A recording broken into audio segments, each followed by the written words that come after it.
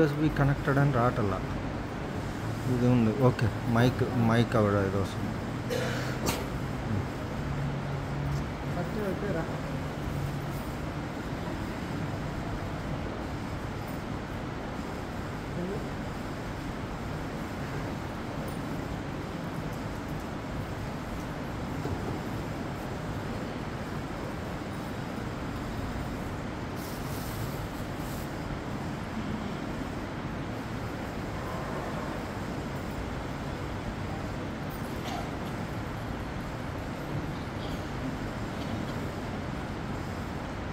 అందరూ కూడా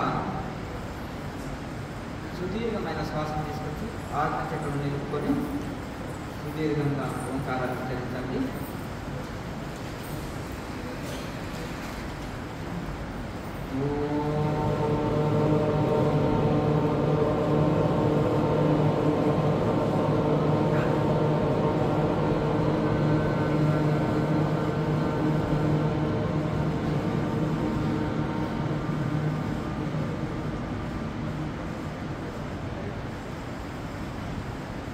విశ్వవ్యాపకమైన భగవంతుడికి ప్రణమిలుతూ విశ్వ గురు పరంపరకి మరియు క్రియాయోగ గురు పరంపరకి ప్రణమిలుతూ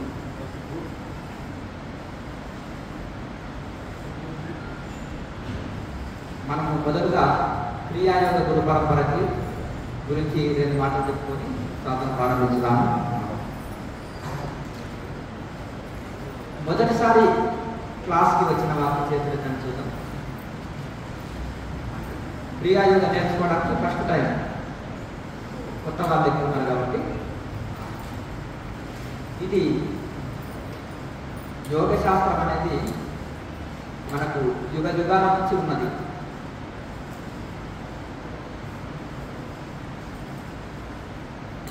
అయితే సాధకులని 3 భాగాలుగా విభజిస్తే ప్రాథమిక స్థితిలో ఉన్న వాళ్ళకి పురాణాలు, మధ్యస్థులకి వేదంలోని కర్మకాండలు, ఉత్తములకు వేదాంత విచారణ సాధన. రమణ మహర్షి లాంటి వాళ్ళకి ఉత్తమ సాయి సాధకులు, వాళ్ళకి వేదాంత విచారణ సాధన. ఇదే పక్కన వాళ్ళకి కనుక ఉపనిషత్తు అంటే జ్ఞానకాండ, వేదము కర్మకాండ, ఉపనిషత్తులు జ్ఞానకాండ. ఉపనిషత్తు సారము భగవద్గీత. అందులో సపరేట్గా యోగోపనిషత్తులు ఉంటాయి. ఆ యోగోపనిషత్తుల సారమంతా కూడా పతంజలి సూత్రాలు. అయితే యోగోపనిషత్తుల సారమంతా పతంజలి సూత్రాల లెక్కన పతంజలి మహర్షి అందించారు. ఇది నా విద్య కాదు, యుగ యుగాల నుంచి కూడా ఋషులందరూ కూడా దీన్ని ఆచరించి తరించి వారి యొక్క సాధన అనుభవాన్ని రాసుకున్నారు. అయితే యోగోపనిషత్తుల సారం నేను పతంజలి సూత్రాల లెక్కన, సూత్రాలంటే మంత్రం చాలా గొప్పది, దాంట్లో శ్లోకం అనేది దానికంటే కొంత తక్కువగా ఉంటుంది. సూత్రం అంటే సూత్రప్రాయంగా చెప్పంటూ అంటారు. వారి సంస్కృతం మాట్లాడుకునే వాళ్ళు అంటే షార్ట్కట్లో చెప్పండి, 2 ముక్కల్లో చెప్పండి, సూత్రప్రాయంగా అంటే సూత్రాల లెక్కన అందించారు. ఆ పతంజలి సూత్రాల యొక్క సారం అష్టాంగ యోగము, అష్టాంగ యోగ సారము క్రియాయోగము. ఇప్పుడు మనము కడవ నిండా పెరుగు పెట్టినాము లేదా పాలు పెట్టినాము, మనం అన్ని తీసుకోలేము. అందులోకి సారమంతా తీసి ఇంత వెన్న తీసి ఇచ్చారనుకోండి, తినేస్తాం. వాటి సారమంతా మనకు అందినట్టు. కబీర్దాస్ అంటారు, మజ్జిగ అంతా పండితులకు దొరికింది, వెన్న అంతా యోగులకు దొరికింది అంటారు. నీళ్ళ మజ్జిగ అయితే ఈ విధంగా మనము అంటే పండితులు సమస్త శాస్త్రాలు చదివి చదివి చదివి చదివి చదివి ఒక్కొక్కరు 6 PhDలు 7 PhDలు చేస్తారు. వేదాంత శాస్త్రాలు, సమస్త శాస్త్రాల్లో ఒక్కొక్క శాస్త్రంలో 12 సంవత్సరాలు పడుతుంది. మొదటి 1 సంవత్సరంలో 12 సంవత్సరాలు పట్టిన తర్వాత మిగతాది 3 సంవత్సరాల లెక్కన ఒక కోర్సు పడుతుంది. ఇక ఈ అన్ని కోర్సులు కూడా ఇప్పుడు ఒక గాడిదకి బాగా బరువు వస్తుంది, గంధపు చెక్కలు. ఆ గంధపు చెక్కలు ఆ గాడిదకి మనం ఉపయోగపడతాయా? గాడిద అనేది బూడిదలు కొట్లాడాలి. బూడిద ఎక్కడుంటే దానికి ఎంజాయ్ చేస్తుంది. అదే గుర్రానికి ఎందుకు అంత విలువ ఉంటుందంటే నేల మీద పడిపోదు, మట్టి అంటలేదు, చాలా నీట్నెస్ మెయింటైన్ చేస్తుంది. అలాంటి నిలబడి తింటుంది, నిలబడి నిద్రపోతుంది. అది ఎంత ఆకలైనా సరే పచ్చి గడ్డి లేదా గుగ్గిళ్ళే తింటుంది. అంటే నానబెట్టిన ధాన్యాలు కానీ ఇవే తింటుంది. ఎందుకంటే ప్రాణపోయినా తినదు. కనుక ఈ గాడిద ఏంటంటే ఎక్కడ గడ్డి ఉందో అక్కడ ఉండదు, క్రమశిక్షణ డిసిప్లిన్ ఉండదు. కనుక అది బరువును మోయడానికి వినియోగిస్తారు. కనుక మనం కూడా ఊరికి శాస్త్రాలు చదువుతున్నో వింటూనే పోతే ఏంటిది, గంధపు చెక్కలు గాడిలోకి ఎంత ఉపయోగం, బరువే కదా. ఆ గంధం ఎవరు పూసుకుంటారు? మనం పూసుకుంటాం. కనుక మంచిది. కూర అంత సాధన ఉండాలి, అంటే కూర అంత సాధన, అంటే అన్నం అంత సాధన ఉండాలి, కూర అంత శాస్త్ర పఠన ఉండాలి. బాగా శాస్త్రాలు చదువుకుంటే ఏమంటారు? పండితుడు అంటారు, యోగి అన్నారు. రమణ మహర్షి నుంచి మనం ప్రవచనాలు ఆశిస్తాము, చెప్పండి, ఆశించాం కదా. ప్రాక్టికలే కదా. మనం ఏం చేస్తున్నారంటే ఇప్పుడు చాలా మంది ఒక మాయలో కొట్టుకొని పోతున్నారు. ఆ గురించి ఏం చెప్పాడు ప్రవచనం, ఈ గురించి ఏం చెప్పాడు. 1,00,000 మంది భగవద్గీత రాస్తే ఎవరు ఏ రకంగా రాశారు భగవద్గీతను, ఎవరు ఎన్ని రకాలుగా చెప్పారు. కాకపోతే అనుభవం ఉన్నప్పుడు రాసిన శాస్త్రం బాగుంటుంది. ఇటు శాస్త్రాన్ని వాళ్ళ అనుభవాన్ని జోడించి చెప్తారు. ఈ రెండు ఇది కావాలి. ఇప్పుడు వివేకానంద స్వామికి ఏది ప్రాక్టికల్ ఉంటుంది, తపస్సు ఉంది కనుక, థియరీ ప్రాక్టికల్ రెండు ఉన్నాయి కనుక. అట్లా స్తోత్రీయం బ్రహ్మనిష్టంచ, కేవలం శాస్త్రాలే చదవకుండా తపస్సు చేసి అనుభూతి పొంది ఉంటారు గురువు. కనుక ఇక్కడ మనము ఉపనిషత్తులకు వెళ్ళి మనకు పతంజలి మహర్షి మనకు ఈ క్రియాయోగాన్ని అందించారు. తపస్వాధ్యాయ ఈశ్వర దానాన్ని క్రియాయోగాన్ని. ఈ క్రియాయోగం ద్వారా సప్త చిరంజీవులు ఉన్నారు.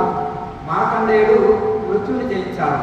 ఈ కలియుగంలో మృత్యుని ఎవరైనా జయించవచ్చా అని ఒక చిన్న కుర్రాడికి ఆలోచన వచ్చింది. వారి మహోదారు బాబా వెళ్ళి గురువు దగ్గరికి వెళ్ళి శరణాగతితో అక్కడ గురువు చెప్పింది తూచా తప్పకుండా పాటిస్తూ, ఏదైనా సాధ్యమే, ఆయన 12 ఏళ్ల ఆయుష్ బాలుడు మార్కండేయుడు చిరంజీవిగా మారాడు, మరణాన్ని జయించాడు, మృత్యుంజయుడిగా మారాడు, ఇది సాధ్యమే అని చెప్పారు. అప్పుడు ఈయన సీరియస్గా కాయాకల్పము, యోగాభ్యాసము, తీవ్ర సాధన, అంటే కేచరమంది వచ్చిన అంతా నిరాహార యోగులుగా మాత్రమంటే కాదు, దృఢ సంకల్పము, త్యాగం కావాలి. నేను అన్నము తినను అనే త్యాగం చేసేయాలి అన్నాన్ని. ఇంకొకటి, మన కుప్పమేలలో ఒక కుర్రాడు చిన్న బాబు ఈ సాధువులు ఏమేమి దాచుకుంటారని చిన్న బ్యాగులోకి వెళ్ళి ఇంత మూలిక తీసుకున్నారు. వారం అయింది, ఆకలి కాక ఏడుస్తున్నారు, నేను చనిపోతాను, నాకు ఆకలి వేస్తుంది అంటే, ఏం చేసినావని అడిగారు.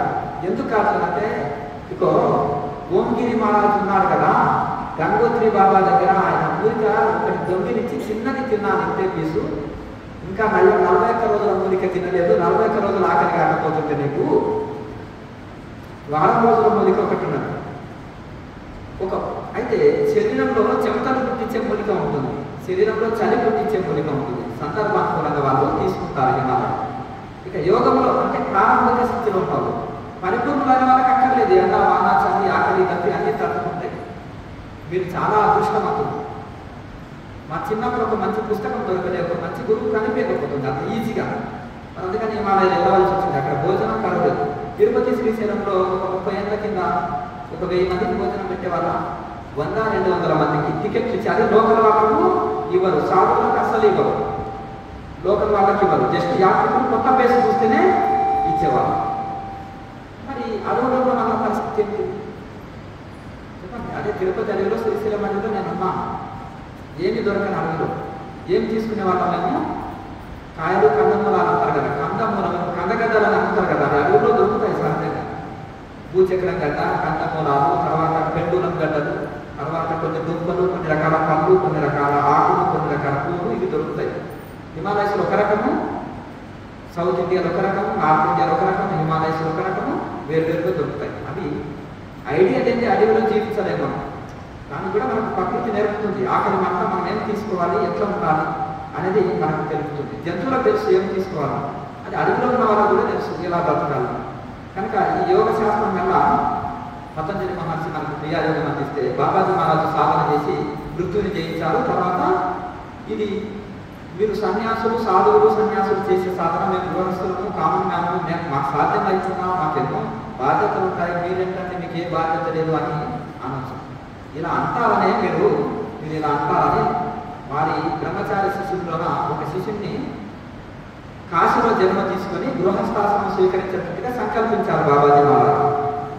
నాయన మాసయ్య పెళ్లి చేసుకున్నాడు, నలుగురు కుటుంబం, ఆర్మీలో ఉద్యోగం చేసుకుంటూ రాత్రులంతా సమాధి నిష్టలో ఉంటూ పగలు ఉద్యోగము కర్తవ్య కర్మం చేసుకున్నారు. ఇలా తర్వాత వారు పరిపూర్ణులైన తర్వాత అంటే హిమాలయస్ వెళ్ళి ఆ గురువుని కలుసుకొని దీక్ష తీసుకున్న తర్వాత ట్రాన్స్ఫర్ మీద హిమాలయస్ వెళ్ళినప్పుడు గురువు దగ్గర దీక్ష తీసుకొని వచ్చి సాధన చేసి తరించి మళ్ళీ దీన్ని పరంపరగా మనకు అందించారు. రాయల మాస ఇంకేశ్వరి మహారాజు పరమానంద స్వామి ఇట్లా ఈ విధంగా మనకు అక్కడ మన ఫోటోలు వెనక ఉన్నాయి చూడండి. గురువులు పరంపరలు పెట్టలేదు ఇంతవరకు. అయితే ఆ విధంగా మనకు పరంపరలు ఇక్కడ మనకు అయితే ఇది వాళ్ళ గృహస్థ జీవితంలో ఉంటూ పట్టణ జీవితంలో ఉంటూ ఫ్యామిలీ జీవితంలో ఉంటూ ఈ సాధన చేసి తరించారు. మిగతా వాళ్ళ కూడా మనం అన్నింటిలో ఉంటూ తరించవచ్చు అనే ఒక ఆత్మవిశ్వాసం నమ్మకం కలుగుతుంది మనకు. కనుక ఈ విధంగా మనము పట్టుదల ఉండి శ్రమ చేస్తే ధ్రువుడు ఒక 6 నెలల్లో శ్రీమన్నారాయణుడి దర్శనం పొందారు. ఎంత వయసు అతను? 6 ఏళ్ల బాలుడు, 6 years బాలుడు.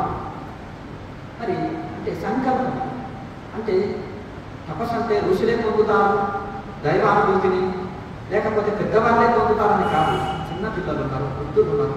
చక్కగా ఇంటికి వచ్చి కృష్ణ పరమాత్మ సేవ చేసిపోయేవాడు తెలుసా? తెలియదా? చూడాలి మరి అమ్మగారు ఆ స్టోరీలంతా వినాలి. సాక్షాత్తు భగవంతుడు భక్తులకు సేవ చేసిన సందర్భాలు ఉన్నాయి. అత్త చాలా గయ్యాలి, ఆ కాలంలో చాలా కష్టపెట్టేది. స్వయం వచ్చి ఆమె పనులు ఈయన సక్కుబాయి రూపంలో వచ్చి చేసిపోయేది. అంటే భక్తులకు ఇప్పుడు వెంకటేశ్వర స్వామి వచ్చి అన్నమాచార్యకి పళ్ళకు మూసారా? చూశారు కదా. అట్లా ఎన్నో సందర్భాలు ఉన్నాయి. నేను ఎటువంటి వేరేవి చెప్పగలను. కనుక ఇట్లా మనకు సమయాభావం పోతున్నాను. ఇట్లా ఈ విధంగా మనము ఆ మహనీయులు ఒకజో వ్యాపక గురువులందరూ కూడా ఫ్యామిలీ జీవితం పట్టణ జీవితంలో ఉంటూ కూడా ఋషులుగా మారారు. ప్రతి ఒక్కరు కూడా తరించవచ్చు. చూడండి మరి గిరిబాల గారు ఆహారాన్ని జయించింది, నిరాహార యోగి ఉన్నది, 3 పూటలు తినేదాకా. చిన్నప్పుడు 5 ఏళ్ల వయసులో పెళ్లి అయింది. ఇంటికాడ ఊరికే తినేది. అక్క ఊరుకుంటుందా 24 గంటలు తినుకుంటుంటే ఊరికే తిండిపోతూ అన్ని రకరకాలుగా అని అంటే ఇక ఒక గురువు దగ్గర క్రియాయోగం ఉపదేశం తీసుకొని నిరాహారిగా మారేదాన్ని. అత్త మీద సంకల్పంతో నేను ఆహారం చేసుకోకూడదని. అలా ఇట్లా ఒక్కొక్క మహానుభావులు అంటే వాళ్ళు గృహస్థాశ్రమంలో ఉన్నారు కానీ ఒక సన్యాసులాగా జీవించారు. అంటే వైరాగ్యంతో శరణాగతితో నిరంతరం సాధన చేస్తూ కర్తవ్య కర్మని చేస్తూ కూడా ఉన్నారు. ఉపయోగాత్మక గురువులని ఆదర్శం తీసుకోండి. అనువాదులు ఉన్నారు. అనువాదులు తెలిసి ఒక 74 మంది, నయనాలకు ఒక 64 మంది మహనీయులు ఒక ఫ్యామిలీ జీవితంలో తరించిన వాళ్ళు. మీరు మహాభక్త విజయం అని ఒక గ్రంథం దొరుకుతుంది. పండరి భక్తులు వాళ్ళు సాధన చేసి ఎలా తరించారనేది అందులో తెలుస్తుంది. అల్వార పురాణం, నయనాల పురాణం అని కూడా ఉంటారు. నయనాల పురాణం ఇన్స్పిరేషన్ పొందారు ఎవరు? రమణ మహర్షి. కనుక ఇట్లా ఈ విధంగా మనం సంకల్పం ఇప్పుడు మనం కొంతమంది మంచి కష్టపడి సంకల్పంతో ప్రయత్నం చేస్తారు కాబట్టి మంచి పొజిషన్లో ఉంటారు. మనము శ్రమ చేయకపోతే ఏది లభించదు. కనుక మనము ఏదైనా జీవితంలో మనకేం కావాలనేది ఒక లక్ష్యం పెట్టుకొని దాని ఎందుకు నిరంతరం పరిశ్రమ చేస్తే మనం అనుకున్నది సాధిస్తాం. ఆ లక్ష్యానికి యోగం అనేది మనకు సహకారం చేస్తుంది. అలాగే ఇక్కడ ఒక యోగాత్మక గురువులంతా గ్రామీణ జీవితంలోనే తరించారు. ఇక్కడ ఇది గురు పరంపర గురించి. ఇక్కడ ముఖ్యంగా మనం ఇప్పుడు బ్రహ్మజ్ఞాన భారతి మన లక్ష్యం. అంటే G50 అంటే ఏంటి అని అంటారు. G50 అంటే జ్ఞానానంద 50 ప్రోగ్రామ్స్. అయితే కింద పెళ్లి ఏదో ఉన్నట్టుంది, పట్టణాల్లో ఏదో ఉంది. అయితే 12 సంవత్సరాల క్రితం నేను సింగిల్గా పుస్తకాలు చేతులు పట్టుకొని దేశమంతా తిరిగి క్లాసులు పెట్టాను. నాకెవరు అసిస్టెంట్లు లేరు, ఎవరు లేరు.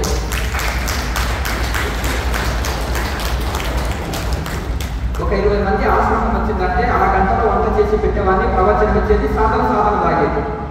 ఈ కాలంలో 10 మంది అసిస్టెంట్లు కావాలి. మీకు ఏది లేకున్నా నడవదు, మాకు ఏది లేకున్నా ఓకే. ఇప్పుడు మేము హిమాలయ సేవలో వచ్చిందంటే ఇంతే, చిన్న బ్యాగ్ వేసుకొని ఇట్లా వెళ్ళిపోతాం. ఇంకే తొడుగులు మాకు అక్కర్లేదు. మా మిత్రులు అంటున్నారు, మేము 4 కింబాలు కప్పుకున్నాము, నీకు ఒక కంపెనీ లేదేంటిది అంటే వాళ్ళ బాధ కూడా దగ్గర నా దగ్గర చిన్న షాపు ఉంటే అదే కప్పుకున్నాం.